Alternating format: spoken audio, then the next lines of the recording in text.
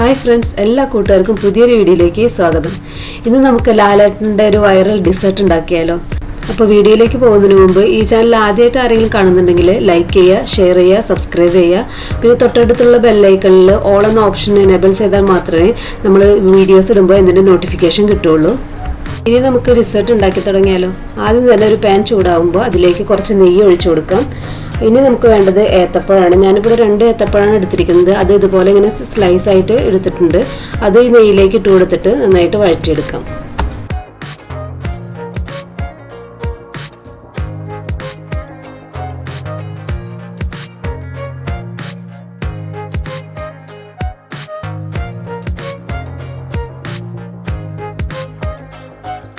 ഇപ്പോൾ ഇതിൽ നെയ്യ് കുറവാണെന്ന് തോന്നുകയാണെങ്കിൽ കുറച്ചും കൂടി ഒന്ന് ഒഴിച്ചു കൊടുക്കാം കേട്ടോ.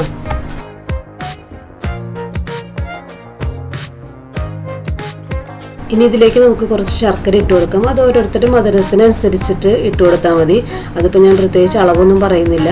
പിന്നെ ഇതിൻ്റെ കൂട്ടത്തിൽ റം ഒഴിക്കണം എന്നാണ് ലാലേട്ടൻ പറയുന്നത്. പക്ഷേ റമ്മ് നമ്മുടെ വീട്ടിൽ കേട്ടാത്തതുകൊണ്ട് നമ്മളത് ഉപയോഗിക്കുന്നില്ല.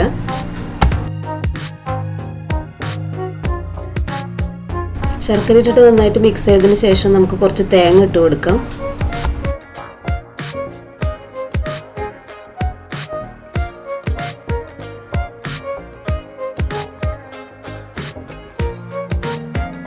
ഇനി ഇതിലേക്ക് കുറച്ച് ഹണി ഒഴിച്ചു കൊടുക്കാം. ഇത് ഓപ്ഷനിലാട്ടോ, ആവശ്യമുണ്ടെങ്കിൽ മാത്രം ഒഴിച്ചാൽ മതി. എന്നിട്ടൊന്ന് മിക്സ് ചെയ്തെടുക്കാം. ഇത്രയേ ഉള്ളൂ നമ്മുടെ പരിപാടി. അതുകൊണ്ട് നമുക്ക് ഫ്ലെയിം ഓഫ് ചെയ്ത് കൊടുക്കാം. ഇതൊരു സെർവിങ് പ്ലേറ്റിലേക്ക് മാറ്റിയതിന് ശേഷം അതിൻ്റെ മേലേക്ക് നമുക്ക് 2 സ്കൂപ്പ് വാനില ഐസ്ക്രീം ഇട്ട് കൊടുക്കാം. വാനില ഐസ്ക്രീം തന്നെ യൂസ് ചെയ്യണം കേട്ടോ. പിന്നെ അതിൻ്റെ മേളിലേക്ക് നമുക്ക് കുറച്ച് ഹണി ഒഴിച്ചു കൊടുക്കാം. ഇനി ഇതെങ്ങനെ കഴിക്കേണ്ടതെന്ന് വെച്ച് കഴിഞ്ഞാൽ ഈ ഐസ്ക്രീമും പഴവും നന്നായിട്ട് മിക്സ് ചെയ്തിട്ട് വേണം കഴിക്കാനായിട്ട്. എന്നാലും അതിൻ്റെ ഒരു ടേസ്റ്റ് നമുക്ക് അറിയുള്ളൂ. മധുരം ഇഷ്ടപ്പെടുന്നവർ ഇത് എന്തായാലും ഉണ്ടാക്കി നോക്കണം കേട്ടോ. അത്രയ്ക്ക് ടേസ്റ്റാണ്. അവർക്ക് എന്തായാലും ഇത് ഇഷ്ടപ്പെടും. അപ്പോൾ നമ്മുടെ അടുത്ത വീഡിയോ ആയിട്ട് കാണുന്നവരെ എല്ലാവർക്കും ബൈ.